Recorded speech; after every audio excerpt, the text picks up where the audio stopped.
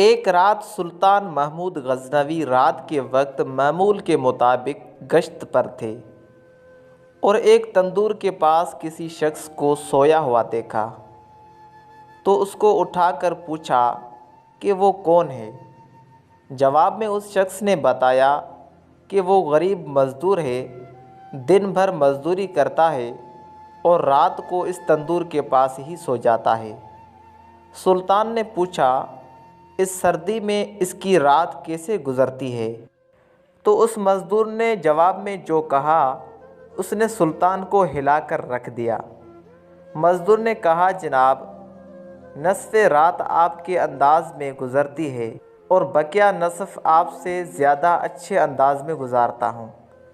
سلطان نے بڑی حیرت سے پوچھا کہ وہ کیسے؟